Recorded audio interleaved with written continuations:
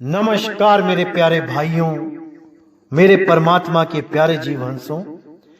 मैं बंदी छोड़ से यही अरदास करता हूं कि आप सब मेरे भाइयों का विवेक पहले से ज्यादा और ज्यादा से ज्यादा बढ़ता ही जाए और ऐसी कोई दुविधा ना रहे जो आप लोगों को 1% भी भ्रमित कर पाए। ऐसी कोई चीज ना रहे जो आप सबको समझ में ना आए।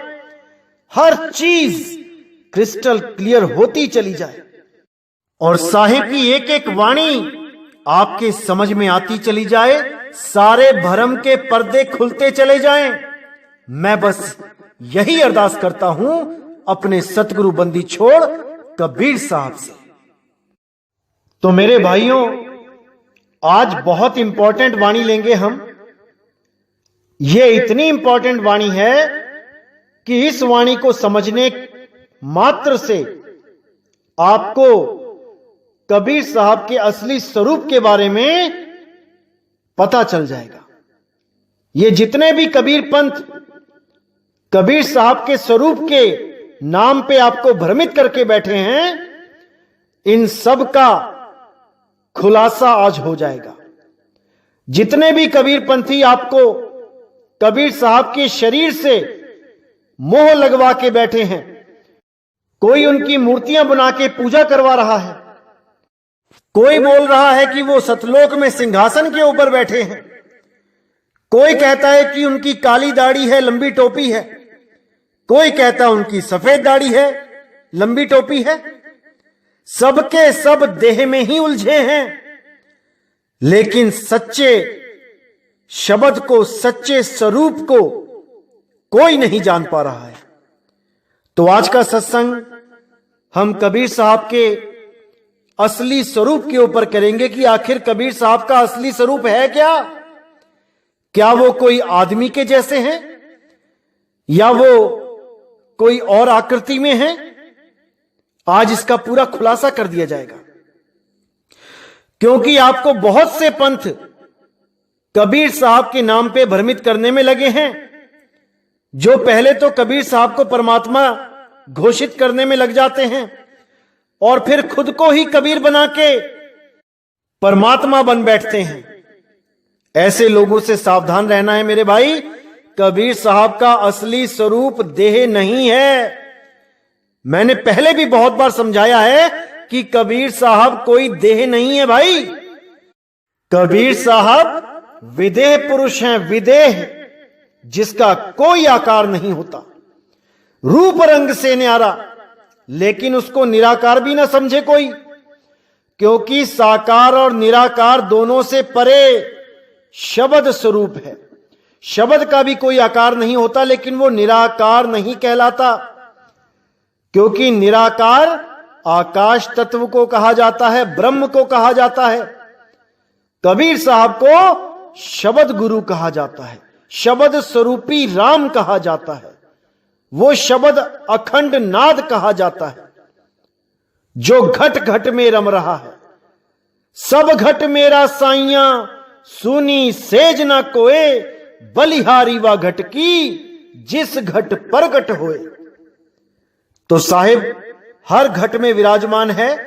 कोई गलत फहमी में ना रहे कि वो किसी सिंहासन पे बैठे हैं, किसी सतलोक में बैठे हैं, अलख लोक, अगम लोक, अनामी लोक में मिलेंगे जाके। ऐसा कुछ नहीं है भाई।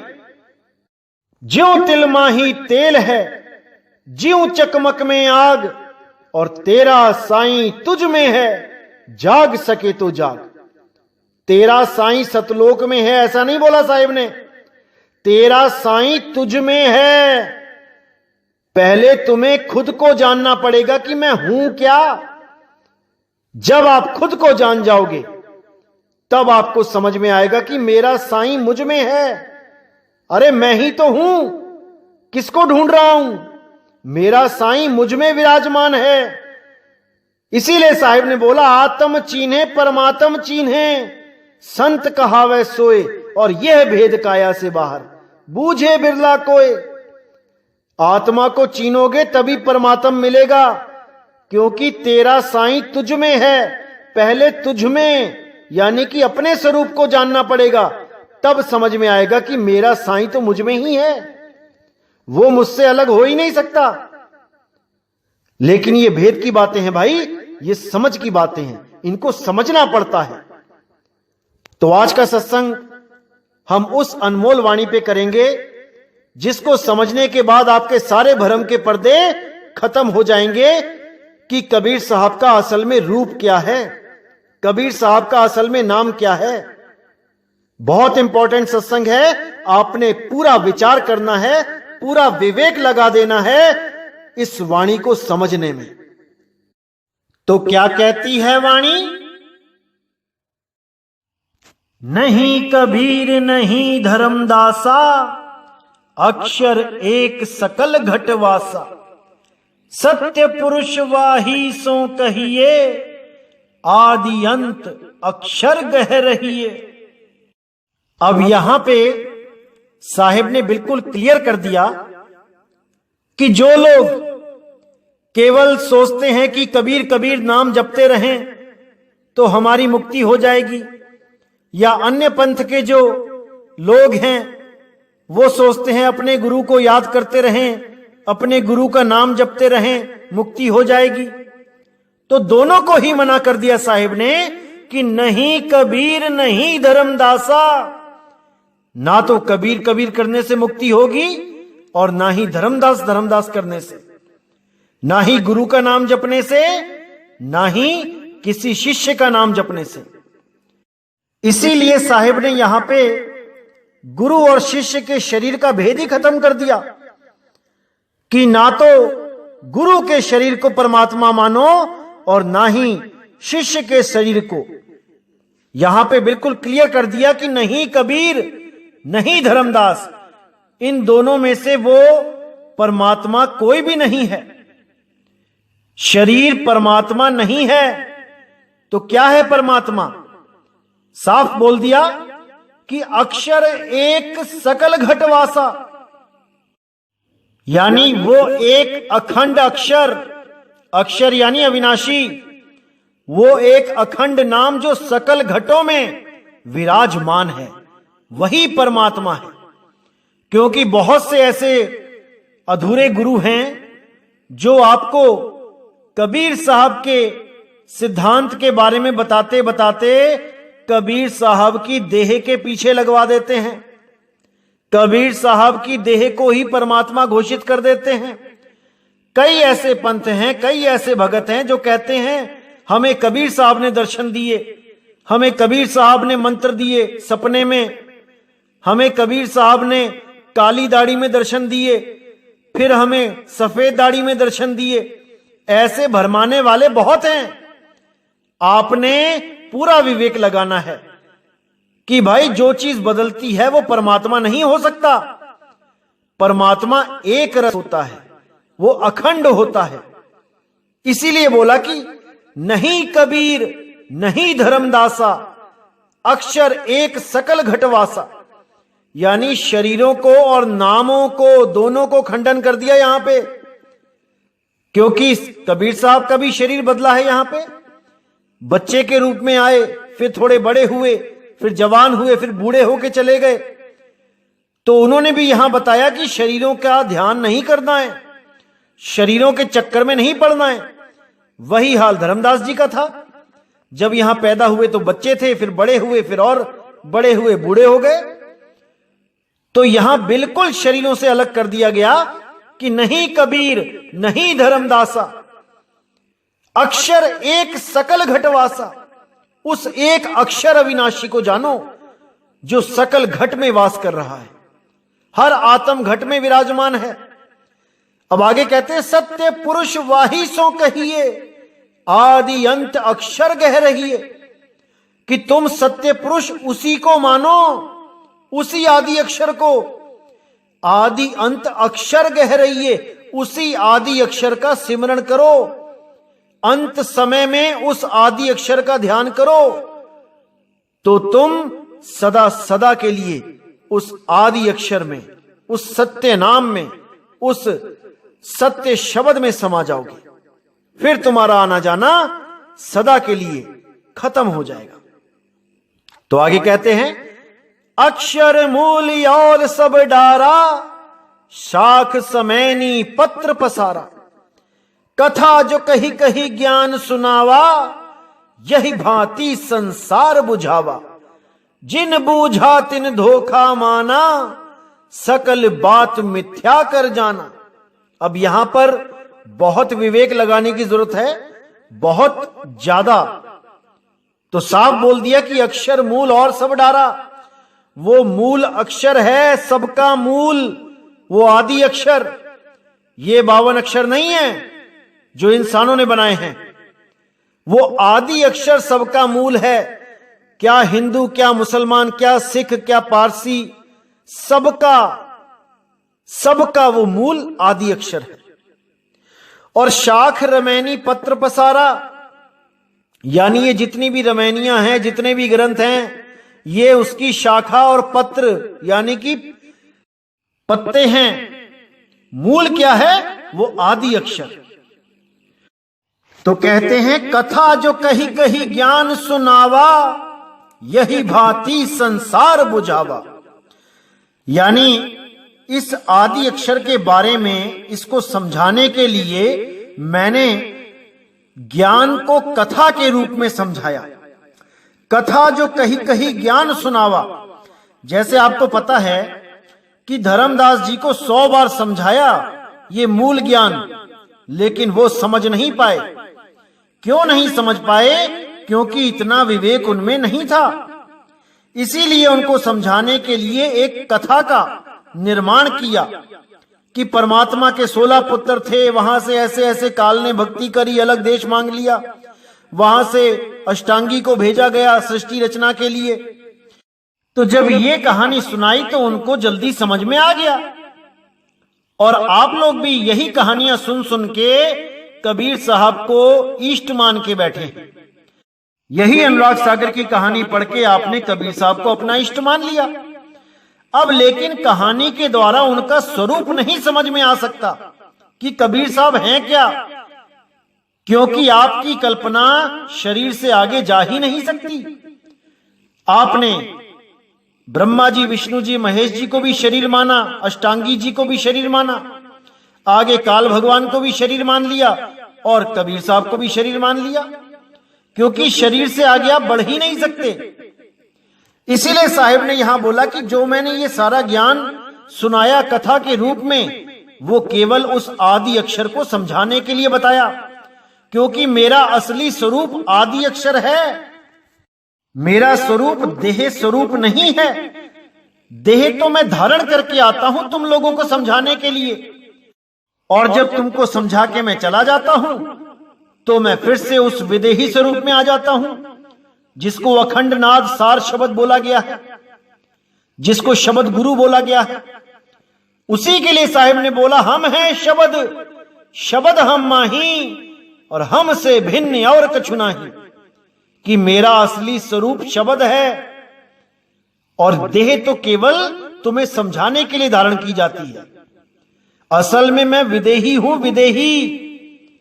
तो इसी के लिए बोला कथा जो कही कही ज्ञान सुनावा, यही भांति संसार बुझावा। यानी सारे संसार को मैं कथा सुना सुना के ज्ञान समझाता हूं, लेकिन जिसको मूल ज्ञान समझ में आ जाता है वो समझ जाता है कि ये कहानियां केवल एक धोखा है। मतलब कि केवल हमें वस्तु के बारे में समझाने के लिए, उस निज नाम के बारे में समझाने के लिए ये एक कहानी मात्र है, असल कुछ और है। इसीलिए बोला कि जिन बूझा तिन धोखा माना, सकल बात मिथ्या कर जाना। कि जिसने उस मूल ज्ञान को समझ लिया वो समझ जाता है कि ये जितना भी ये कहानी ज्ञान सुनाया जा रहा है, जिसको पवित्र ज्ञान बोला है, क्योंकि अपवित्र तो ये भी नहीं है। ये भी बड़े तगड़े भाग हों, बहुत उच्च भाग हों तो समझ में आता है, नहीं तो ये भी समझ में नहीं आता। इसलिए साहिब ने बोला था पवित्र ज्ञान तुम जग में भाखो, मूल ज्ञान गुप्त कर राखो। यानी ये कहानी ज्ञान तुम बताओ दुनिया में, लोगों को बताओ काल के बारे में, त्रिगुण के बारे में, माया के बारे में, और कबीर के बारे में, ताकि कम से कम लोगों को कबीर के नाम से तो प्रेम हो, कबीर साहिब से तो प्रेम हो। तो पवित्र ज्ञान भाखो, लेकिन मूल ज्ञान मत भाखना, क्योंकि मूल ज्ञान तब बताया जाएगा जब मेरे 13वें पंथ का उजागर होगा। पूरी दुनिया में उस मूल ज्ञान का डंका बजेगा जब सही समय आएगा। और सही समय कब आएगा? जब 12वें पंथ का नाश हो जाएगा।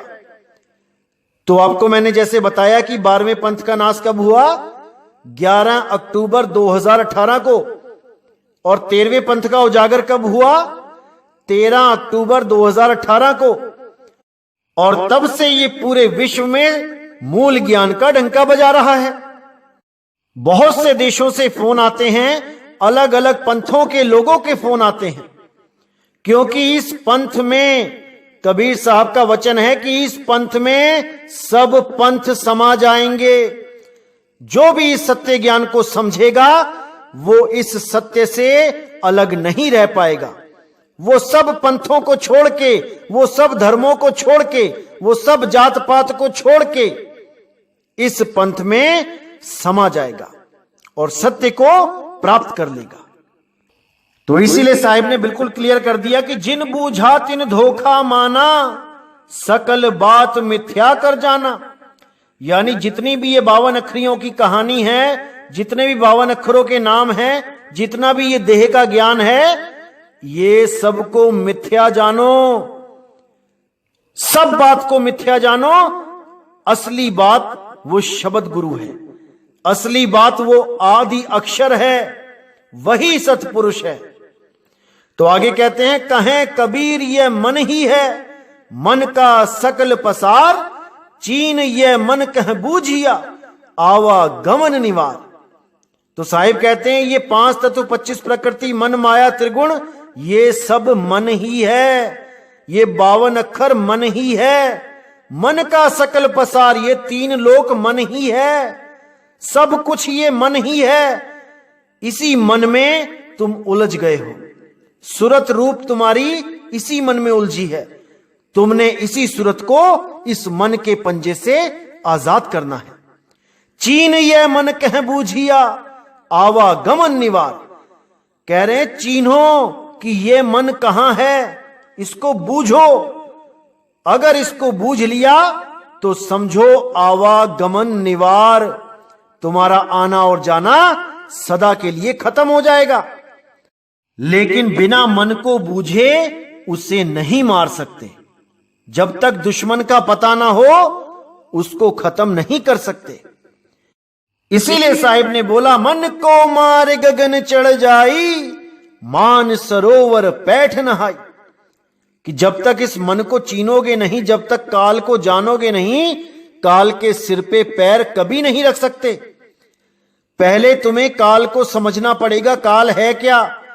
उसके बाद उस काल के सिर पे पैर रखना पड़ेगा और तभी तुम्हारी मुक्ति होगी, अन्यथा नहीं होगी। इसीलिए साहिब ने बोला, काल के माथे पांव दे, सतगुरु के उपदेश, साहिब बाह पकड़ के ले चले अपने देश। कि वो अपने देश, अपने सत्य स्वरूप में तुम्हें स्थित कर लेगा, लेकिन तुम्हें काल के सिर पे पांव रखना ही पड़ेगा और कोई चारा नहीं मेरे भाई। लेकिन दुनिया इस काल से प्रेम करने में लगी है। सिर के ऊपर पैर कैसे रखेगी भाई? नहीं रख पाएगी। तो वही बिरला हंस काल के सिर पे पैर रख पाएगा जो गुरु की आज्ञा में चलेगा, जो शब्द गुरु से प्रेम करेगा, जो शब्द गुरु के लिए दिन रात जगेगा, हमेशा उसका चिंतन करेगा। केवल वही जीव इस भव बंधन से मुक्त हो पाएगा, अन्यथा सब यहीं आते जाते रहेंगे। इसलिए मेरे भाई, केवल और केवल शब्द गुरु की शरण में आ जाओ। केवल उस बंदी छोड़ की शरण में जाओ, तब बात बनेगी मेरे भाई, तब बात बनेगी। इसीलिए साहिब ने बोला, देही को सतगुरु कहे, यह है धूंधर ज्ञान, 4 दाग आवे नहीं, वाको सतगुरु जान। गरीबदास जी महाराज ने तो कोई कसर ही नहीं छोड़ी। क्या कहते हैं वाणी में? गरीब दादू का पिंजर पड़या और नानक की देह, इनमें सतगुरु कौन सा हमको बड़ा संदेह। यानी जो भी संत महात्मा इस दुनिया में आए वो अपनी देह को त्याग के चले गए। अब देह तो ऐसे पड़ी है वहां पे, 5 तत्वों की जो देह है, जैसे एक पिंजड़ा पड़ा है और उस पिंजड़े में जो तोता है वो अपने निज स्वरूप को, अपने निज नाम को, अपने निज धाम को चला गया। अब जो वहां पे शरीर पड़े हैं, अब किसको सतगुरु बोलूं? कौन से शरीर को सतगुरु बोलूं? इसीलिए यहां गुरुओं की देह से बिल्कुल अलग कर दिया गरीबदास जी महाराज ने कि गरीब दादू का पिंजर पड़या और नानक की देह, इनमें सतगुरु कौन सा हमको बड़ा संदेह। यानी वो शब्द गुरु तो अपने आप में लीन हो गया और यहां पर देह रूपी जो 5 तत्व का पिंजड़ा था वो पड़ा रह गया। इसीलिए सब संतों ने चीख चीख के समझाया कि मेरे भाई, देह के चक्कर में मत पड़ो, शरीरों के चक्कर में मत पड़ो, शब्द गुरु की खोज करो, शब्द गुरु को जानो। देह गुरु धारण करना जरूरी है, लेकिन वो अपनी देह से ना जोड़े, वो इस आस में ना लगाए कि मैं लेने आऊंगा अंत समय में। ये महा अज्ञान है। देही गुरु ऐसा होना चाहिए जो शब्द के साथ जोड़े, आपकी सूरत को शब्द में लीन करना सिखाए, तब समझाना कि आपको सतगुरु मिल गया। अब आपको जन्म मरण में डालने वाला कोई पैदा नहीं हो सकता। इसीलिए गरीबदास जी ने फिर बोला, गरीब तीरथ व्रत करे क्या होई, कर्म कांड व्यवहारा, आत्म राम नहीं सुमरिया, बिसरे सिरजनहारा। बिल्कुल क्लियर कर दिया कि जिन भी तीर्थ व्रत कर्म कांड में हम फंसे हुए हैं उनसे हमारा कल्याण नहीं होगा। आज देखिए, कोरोना की वजह से सारे तीर्थ सूने पड़े हैं, एक आदमी नहीं उस तीर्थ पे जाने वाला। तो वो तीर्थ महान है या जो हम लोग वहां भीड़ लगा देते हैं और उसे एक मेले का रूप दे देते हैं, हम लोग महान हैं। इसीलिए साहिब ने बोला, तीर्थ बड़ा की तीर्थ का दास। अरे तीर्थ का दास बड़ा है जो किसी भी जगह को तीर्थ बना सकता है। एक छोटा सा मंदिर अगर वहां पे किसी की मन्नत पूरी हो जाए, वो पूरे शहर में हल्ला मचा सकता है कि इस मंदिर में कुछ मांगो तो यहां पे सब कुछ मिलेगा। देखते ही देखते पूरा शहर वहां खड़ा हो जाएगा। वो छोटा सा मंदिर जो कल का बना है उसको तीर्थ घोषित कर दिया जाएगा। वहां इतनी लंबी लाइनें लग जाएंगी कि पूरा दिन आपका नंबर नहीं आएगा। ये सब केवल आपकी वजह से, आप वहां जाते हो इसलिए वो स्थान और महान हो जाते हैं, नहीं तो वैसे ही सूने पड़े हैं, कोई नहीं देख रहा उनको। इसीलिए साहिब ने अच्छी तरह समझाया कि ईमन बड़ा की जेही मन माना, राम बड़ा की राम ही जाना, भ्रम भ्रम कबीरा फिरे उदास, तीर्थ बड़ा की तीर्थ का दास। उन्होंने तीर्थ की बढ़ाई कभी नहीं कही, उन्होंने तीर्थ के दास की बढ़ाई करी है, क्योंकि तीर्थ का दास चेतन है। वो चेतन है, वो अपने आप को समझ नहीं रहा है, वो अपने आप को जान नहीं पा रहा है, इसलिए भटका खा रहा है। तो गरीबदास जी यहां पे साफ कहते हैं कि आत्म राम नहीं सुमरिया, बिसरे सिरजनहारा। कि तीर्थ में जाते रहे, कर्मकांड करते रहे, दिए जलाते रहे देसी घी के, मूर्तियों की पूजा करते रहे, कैलेंडर पूजते रहे, फोटो पूजते रहे, लेकिन आत्म राम को भूल गए। उस आत्म राम की सुध नहीं रही, उस सृजनहार को बिसर गए।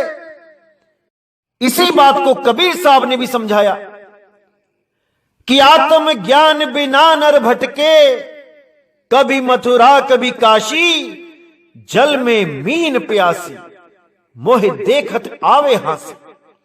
यही चीज नानक साहब ने बोली कि आत्म में राम, राम में आत्म, चीनस गुरु बिचारा। इसीलिए कबीर साहब ने बोला, तेरा साईं तुझ में है, जाग सके तो जाग, कि तेरा साईं कहीं बाहर नहीं है जो किसी तीर्थ मूर्त में ढूंढ रहा है, कि घी की जोत जगा रहा है, घी के दिए जगा रहा है, सोच रहा है परमात्मा घी से खुश हो जाएगा घी जलाने से। अरे नहीं भाई, परमात्मा आपके भाव देखता है, आपके भाव कैसे हैं। गरीबदास जी ने तो यहां तक कह दिया, गरीब ब्रह्म कहो अविगत कहो, करता कहो करीम, कादर बेपरवाह है, रमता राम रहीम।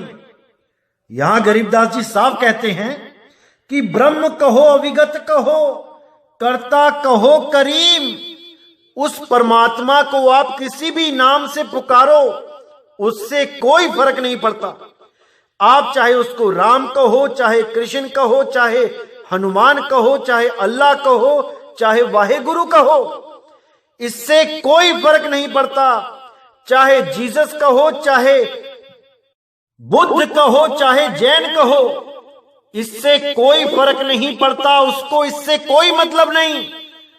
वो तो सब पे दयाल है, सबको ताकत दे रहा है, सबको पानी खाना सब दे रहा है, सब कुछ सबको मिल रहा है। वो कभी किसी में भेदभाव नहीं करता। आज हम सोचते हैं कि हमारे देश में केवल हिंदू रहें, मुसलमान भाग जाएं, या मुसलमान सोचते हैं कि हमारा देश मुस्लिम राज्य घोषित हो जाए, हिंदू भाग जाएं। अरे इससे कोई फर्क नहीं पड़ता उसको कि कौन कहां पे है, कितनी आबादी में है, कौन सा देश, कौन सा राज्य, कौन से धर्म से लिंक है। वो तो सबको एक दृष्टि से देखता है। अगर अल्लाह केवल मुसलमानों का होता तो क्या एक भी हिंदू, एक भी क्रिश्चियन इस दुनिया में जी पाता? क्या कोई भी सरवाइव कर पाता इस दुनिया में? अगर अल्लाह केवल मुसलमानों का होता, अगर भगवान राम केवल हिंदुओं के होते, तो क्या कोई मुसलमान, कोई ईसाई, कोई जैनी टिक पाता इस दुनिया में? क्या वो सबको खत्म नहीं कर सकते थे? जो ये सारा बीड़ा आपने उठा लिया है कि हम हिंदुओं को खत्म कर देंगे, हमें 15 मिनट की मोहलत मिल जाए, या हिंदू कह रहे हैं हम मुसलमानों को काट के रख देंगे, हमें सरकार थोड़ी देर के लिए छूट दे दे। अरे मेरे भाई, हम यहां पे जीने आए हैं, बंदगी करने आए हैं। हमें ये मानुष चोला इसलिए दिया गया है ताकि हम इस चोले में रह के उस परम पिता परमात्मा को प्राप्त कर सकें, उस अल्लाह को, उस वाहेगुरु को प्राप्त कर सकें, ना कि अपने ही द्वारा बनाए गए चंद अक्षरों का सहारा लेके उसके नाम पे लड़ते रहें। अरे जब इंसान को पढ़ना लिखना भी नहीं आता था, कोई अक्षर नहीं था इस दुनिया में, कोई भाषा नहीं थी, तब कहां थे तुम्हारे धर्म, कहां थे तुम्हारे भगवानों के नाम, कहां थे तुम्हारे अल्लाह वाहेगुरु के नाम? ये नाम इंसान ने बनाए हैं, समझ जाओ इस बात को। इंसानों ने अक्षरों की खोज करी, अक्षरों के द्वारा ही अक्षरों को जोड़ जोड़ के शब्द बनाए गए, शब्दों से ही दुनिया भर के नाम बनाए गए, धर्मों के नाम, जात के नाम, आदमी औरत के नाम, जानवरों के नाम, पेड़ पौधों के नाम, ये सब इंसानों ने बनाए हैं। और इन्हीं नामों के चक्कर में आज ये अपने ही भाइयों का दुश्मन हो गया है। वो मुसलमान हिंदू को देख के राजी नहीं है, हिंदू मुसलमान को देख के राजी नहीं है, केवल नाम की वजह से। कि वो उस शक्ति को, उस परमपिता को अल्लाह कह के याद कर रहे हैं, और हिंदू उस परमपिता को राम कह के, कृष्ण कह के याद कर रहे हैं, और कबीरपंथी उसको कबीर कह के याद कर रहे हैं। लेकिन सबके सब अक्षरों में ही उलझे हैं। कबीर साहब ने तो निबेड़ा ही कर दिया। राम कबीरा एक हैं, कृष्ण करीमा एक हैं, कहन सुनन में दो, और दो करके वो जानते, जिन्हें सतगुरु मिला ना हो। वो लोग दो करके झगड़ा करते हैं, लड़ाई करते हैं, जिनको सतगुरु ना मिला हो। जब सतगुरु मिल जाता है तो वो शरीरों के भेद को खत्म कर देता है। शरीर को हटा दो तो क्या बचा? अरे सब आत्मदेव ही तो हैं। अब करना क्या है? अपने आत्मदेव को पहचानना है, अपने सत्य स्वरूप को पहचानना है। अपने सत्य स्वरूप को त्याग के जब हम इस देह स्वरूप में आए तो हम अलग अलग दिखाई देने लगे, और अगर दोबारा हम अपने स्वरूप को प्राप्त कर लें तो हम सब एक हो जाएंगे, एक स्वरूप हो जाएंगे। इसीलिए कबीर साहब ने भी बोला कि नहीं कबीर नहीं धर्मदासा, अक्षर एक सब घट ही निवासा। कि वहां कबीर और धर्मदास का भी भेद खत्म हो जाता है। उस अवस्था को प्राप्त करके हम सब एक हो जाते हैं, अलग अलग नहीं रहते, कोई देह बंधन नहीं रहता। वहां पे कौन कबीर, कौन धर्मदास, कौन नानक, कौन दादू पलटू भीखा, कौन रविदास, कौन, कोई अलग नहीं रहता। वो सब एक स्वरूप हो जाते हैं, वो परमात्म स्वरूप हो जाते हैं। इसीलिए बाबा नानक को परमात्मा कहते हैं, रविदास जी को परमात्मा कहते हैं, कबीर साहब को परमात्मा कहते हैं। वहां भेद नहीं रह जाता कोई भी। तो मेरे भाई अच्छी तरह समझ लो इस चीज को। चाहे मेरे मुसलमान भाई सत्संग सुनते हैं, चाहे हिंदू भाई सुनते हैं, चाहे सिख भाई सुनते हैं, चाहे ईसाई भाई सुनते हैं, हम सबका सत्य स्वरूप एक है। हम सब एक हैं। केवल अक्षरों की वजह से और देह ज्ञान की वजह से, देह भ्रम की वजह से हम सब आपस में बट गए हैं। लेकिन अब नहीं बटना है, अब एक हो जाना है। अल्लाह को इतनी खुशी तब नहीं मिलेगी जब आप 5 नमाजें पढ़ते हो। उसको असली खुशी तब मिलती है जब आप किसी से प्रेम करते हो, जब आप किसी को गले लगाते हो। भगवान को, राम जी को इतनी खुशी तब नहीं मिलती जब आप उनका मंदिर बनाते हो। उनको असली खुशी तब मिलती है जब आप उनकी तरह शबरी के जूठे बेर खाते हो, यानी इन जात पात को, इस ऊंच नीच को खत्म करते हो। वो तब खुश होते हैं। इसलिए मेरे भाई, ये सारे बंधन तोड़ो, ये सारी नफरत छोड़ो और एक दूसरे को प्रेम करो। हम सब एक ही मालिक के बच्चे हैं, केवल उसके अलग अलग नाम रखने की वजह से हम झगड़ा करते हैं, हम लड़ते मरते हैं। और इस दुनिया को जो भक्ति के लिए बनाई गई है, हम उसको एक रण क्षेत्र बना के रख देते हैं, एक युद्ध का मैदान बना के रख देते हैं। तो मेरे भाई, पूरा विवेक लगाना है, हर बात को समझना है गहराई से। और अगर गहराई से समझ लिया तो कोई भी तुम्हें मूर्ख नहीं बना पाएगा। अपने विवेक को हमेशा जागृत रखो तो आप कभी धोखा नहीं खाओगे। हमने सारे विश्व को एक करना है, पूरे विश्व को एक प्रेम के बंधन में बांधना है। इसलिए सबसे पहली शुरुआत हमें अपने ही घर से करनी है, अपने ही देश से करनी है। तो मेरे भाइयों, नफरत के बीज को खत्म करो और सबसे प्रेम करो। इसी के साथ मैं विदा चाहूंगा। जय गुरु बंदी छोड़ वैराग साहिब, जय गुरु बंदी छोड़ साधु शरण साहिब, जय गुरु बंदी छोड़ बाबा नानक साहिब, गुरु अंगद देव साहिब, बाबा धर्मदास साहिब, बाबा रविदास साहिब, मेरे सभी संत जय जय सतगुरु बंदी छोड़ सतगुरु सत्य कबीर साहिब की सदा ही जय हो, सदा ही जय हो मेरे मालिक की साहिब बंदगी सतनाम।